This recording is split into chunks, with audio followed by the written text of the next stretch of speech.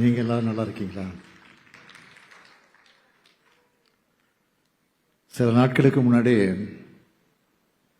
காலையில் வாக்கிங் போனப்போ லேசாக தலை சுத்தல் இருந்துச்சு. மருத்துவமனைக்கு போனப்போ மருத்துவர்கள் சில பரிசோதனைகளை செய்ய அங்கே அட்மிட் ஆக சொன்னாங்க.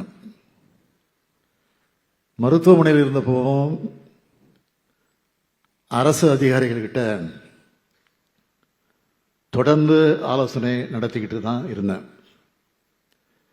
சில அவசர கோப்புகளை கவனித்ததோடு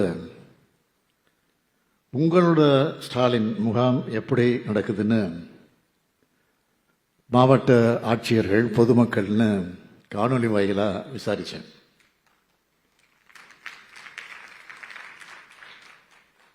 தூத்துக்குடிக்கு வந்த மாண்புமிகு பிரதமர்கிட்ட தமிழ்நாட்டு மக்களின் சார்பில் அளிக்க வேண்டிய கோரிக்கைகள் அடங்கின மனுவையும் ரெடி பண்ணி அனுப்பி வச்சேன். ஏன்னா உடல்நலம் பாதிக்கப்பட்டு மருத்துவமனை இருந்தாலும் மக்கள் பணியாற்றணும், இதுதான் என்னுடைய விருப்பம். இன்னைக்கு இந்த நிகழ்ச்சியில் சிறப்பான வகையில் கலந்து கொண்டிருக்கக்கூடிய நம்முடைய மாண்புமிகு துணை முதலமைச்சர் தம்பி உதயநிதி ஸ்டாலின் அவர்களே, மாண்புமிகு அமைச்சர் பெருமக்கள் மா சுப்பிரமணியம் அவர்களே, மாண்புமிகு சேகர்பாபு அவர்களே, காணொலியின் வாயிலாக கலந்து கொண்டிருக்கக்கூடிய மாண்புமிகு மூத்த அமைச்சர் என்னுடைய அருமை அண்ணன் துரைமுருகன் உள்ளிட்ட அமைச்சர் பெருமக்களே, சட்டமன்ற உறுப்பினர்களே, நாடாளுமன்ற உறுப்பினர்களே, உள்ளாட்சி பிரதிநிதிகளே, நம்முடைய சென்னை மாநகராட்சியுடைய மேயர் திருமதி பிரியா அவர்களே, துணை மேயர் மகேஷ்குமார் அவர்களே, அதேபோல இந்த தொகுதியினுடைய சட்டமன்ற உறுப்பினர் வேலு அவர்களே, என்னுடைய மதிப்பிற்குரிய திரு இந்து ராம் உள்ளிட்ட முக்கிய விருந்தினர்களே, தலைமைச் செயலாளர் திரு முருகானந்தம் ஐஏஎஸ் அவர்களே, முதன்மைச் செயலாளர் திரு செந்தில்குமார் ஐஏஎஸ் அவர்களே, பெருநகர சென்னை மாநகராட்சியுடைய ஆணையர் திரு குமரகுமரவன் ஐஏஎஸ் அவர்களே, தேசிய நலவாழ்வு குழு இயக்குனர் திரு அருண் தம்புராஜ் ஐஏஎஸ் அவர்களே, அரசு உயர் அலுவலர்களே, பத்மஸ்ரீ சேஷை அவர்களே, சுரேந்திரன் உள்ளிட்ட நலங்காக்கும் மருத்துவர்களே, செவிலியர்களே, இந்த முகாமிற்கு வருகை தந்து பல்வேறு பயனை பெறவிருக்கக்கூடிய பயனாளி பெருமக்களே, பத்திரிகை மற்றும் ஊடகத்துறை சார்ந்த நண்பர்களே, எனது அருமை மருத்துவக் கல்லூரி மாணவர்களே, மாணவியர்களே,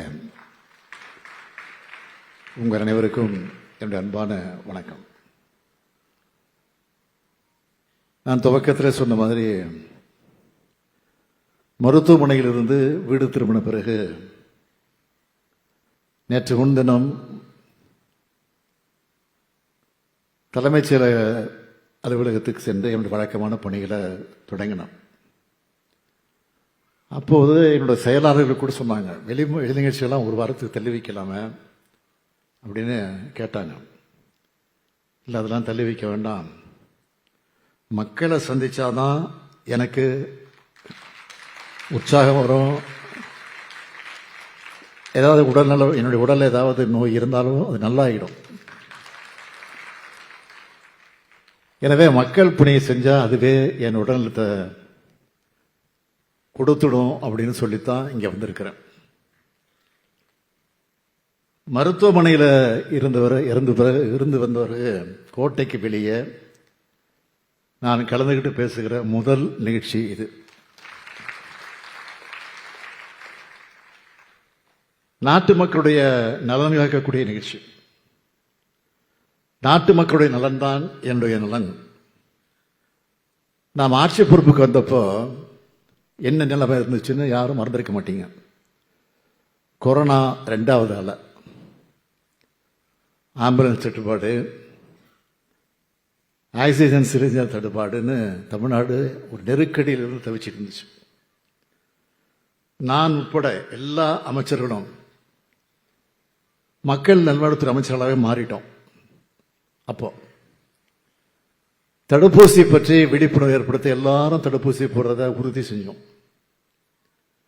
அதே மாதிரி இன்னைக்கு கூட இந்த நலங்காக்கும் ஸ்டாலின் திட்டம் மூலமா எல்லா அமைச்சர்களும் மீண்டும் மருத்துவம் மற்றும் மக்கள் நல்வாழ்வுத்துறை அமைச்சர்களாக மாறி அவங்க மாவட்டத்தில் முகாமை தொடங்குறாங்க. கொரோனா காலத்தில் லாக்டவுன்ல பொருளாதார ரீதியாக பாதிக்கக்கூடாதுன்னு, மக்கள் பொருளாதார ரீதியாக பாதிக்கக்கூடாதுன்னு ஒவ்வொரு குடும்பத்திற்கும் 2 தவணையா 4000 ரூபாய் கொடுத்தோம். கொரோனாவை சிறப்பாக கட்டுப்படுத்தி இதுதான் மக்களை காக்கக்கூடிய உண்மையான அரசுன்னு நிரூபித்தோம். அது மட்டும் இல்லை, கல்வியும் மருத்துவமும் இந்த ஆட்சியோட 2 கண்கள்னு சொல்லி கல்விக்காகவும் அதே அளவுக்கு மருத்துவத்துக்காகவும் ஏராளமான திட்டங்களை செய்ய தொடங்கணும். அதில் எல்லாத்தையும் சொல்ல முடியாது, நேரம் இல்லை. சிலவற்றை மட்டும் சொல்லணும்னா, மக்களை தேடி மருத்துவம், இன்னுயிர் காக்கும் நம்மை காக்கும் 48, பாதம் காப்போம் இதயம் காப்போம், சிறுநீரகம் காக்கக்கூடிய சீர்மிகு மருத்துவ திட்டம், மக்களை தேடி ஆய்வக சேவைகள், நடப்போம் நலம் பெறுவோம் திட்டம், வணிகர்களை தேடி மருத்துவ திட்டம், தொழிலாளர்களை தேடி மருத்துவம், முதல்வர் மருந்தகம், இப்படி இன்னும் நிறைய திட்டங்கள் இருக்கு.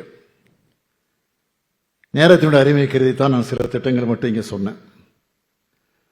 நம்ம மாண்புமிகு மா சுப்பிரமணியம் அவர்கள் இந்த துறையை மிக சிறப்பாக வழிநடத்திட்டு வர்றார். அதனாலதான் ஐநா சபையை விருது கொடுத்து மக்களை தேடிய மருத்துவ திட்டத்தை பாராட்டியிருக்கு.